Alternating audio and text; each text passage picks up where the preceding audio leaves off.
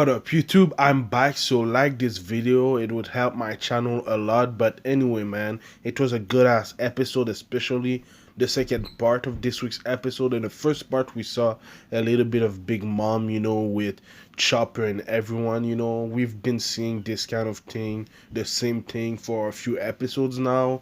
But the thing that was the most interesting in the first half of the episode was obviously Luffy trying to improve his hockey and trying to train while kind of surviving in the prison. So that was really interesting because we don't get a lot of training arcs in One Piece. I don't think we got one, but Luffy, while he's in prison right now, is actually training to get better and defeat Kaido, and one of the things that he wants to get better at is his hockey. And one of the things that we saw in a flashback was really, using a kind of invisible hockey. We've been seeing this scene a lot, ever since it happened, and that's what Luffy wants to do. It's like an invisible shield or something like that, so Luffy is trying to replicate that. Right now he has not been able to, but he said that if he's able to do that, he'll be able to defeat Kaido, so that's pretty interesting. But I really like that part of the episode where Luffy is trying to accomplish this feat.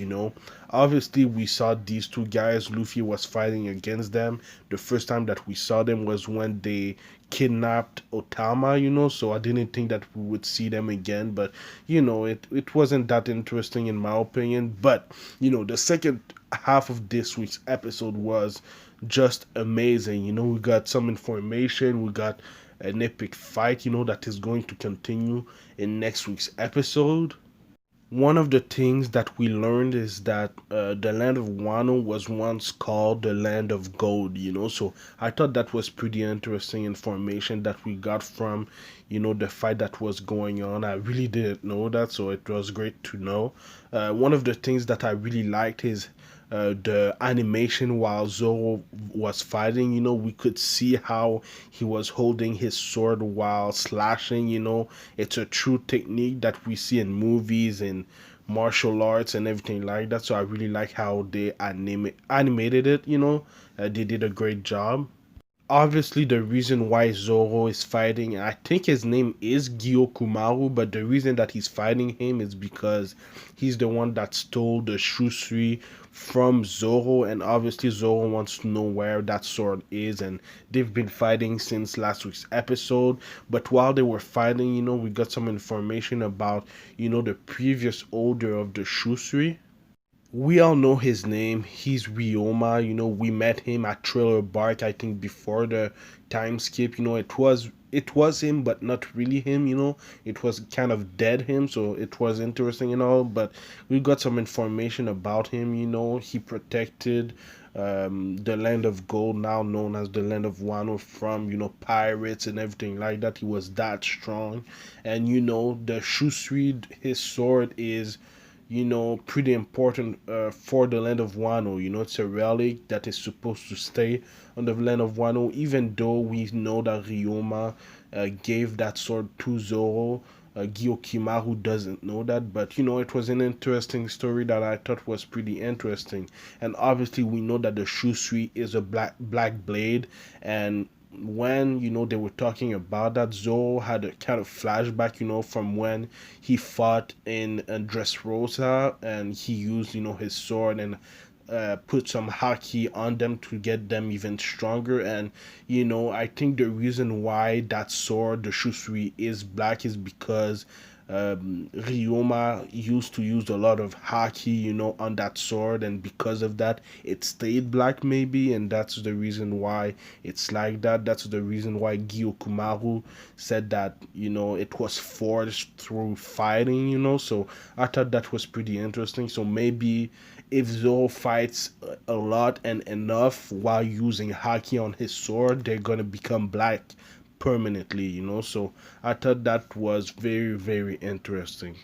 Anyway, during the fight, Zoro was kind of distracted by a voice that was calling for help. And while this was happening, Kumago attacked him, while he didn't have his guard up. And that's how strong Zoro is. He blocked that attack with one arm. That's how stupidly strong Zoro is. I thought that was really, really impressive. That's why I'm talking about it right now in the review. But the woman that was actually calling for help was Komurasaki. They didn't say it was her, but we all know that the only woman in Wano that has kind of turquoise hair, is Komurasaki. We all know that she kind of faked her death. That's what I think happened, to escape Orochi. We don't know exactly how she escaped, but we'll probably know more about that, in the next few episodes. But it was great to see Komurasaki. I kind of like her character, and it's kind of cool that that she's calling for help and that Zoro is there. So we'll probably see later in this arc, maybe sooner than later, maybe she'll be reunited with Momonosuke, because I think that she's actually Momonosuke's little sister that grew up in these 20 years, so we'll see. But that was a really interesting encounter.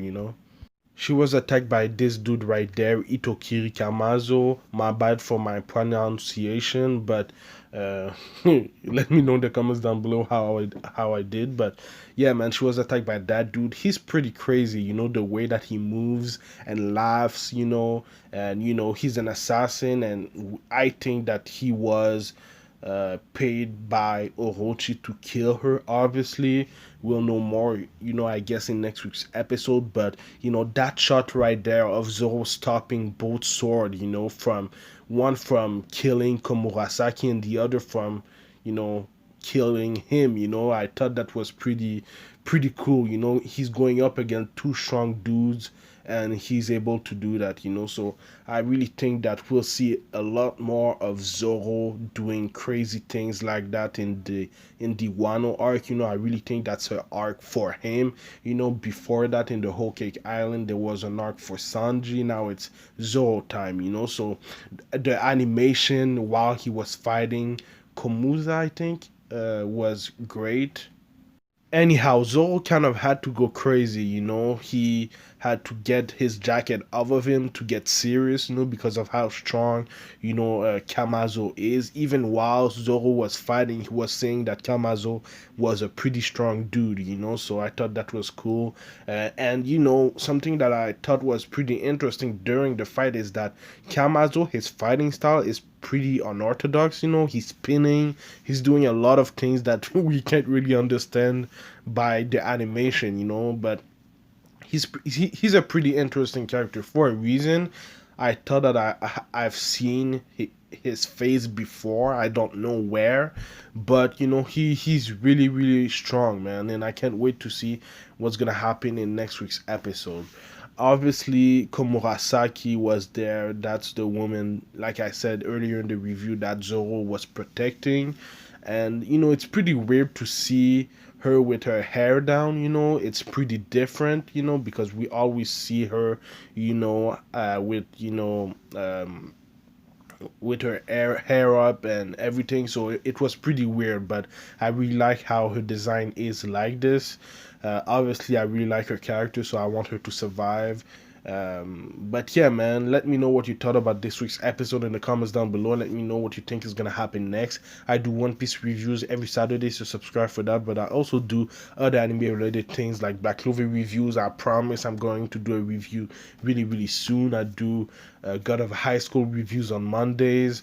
Like I said, One Piece on Saturdays, Sword Art Online Alicization, War of Underworld on Saturdays too. And then on Sundays, I do both Naruto Age Generation reviews. I'm going to do my first review since the anime restarted, and it's going to be about, the organization Kara, so that's going to be pretty interesting. It's going to be out on Sunday morning, so stay tuned for all of that. But yeah, man, it was a pretty good episode. I really liked it. Like, comment, subscribe would help my channel a lot. And follow me at Anime Specialist on Twitter and Instagram. Thank you for watching, and I'll see you in the next video. Anime Specialist out. Peace.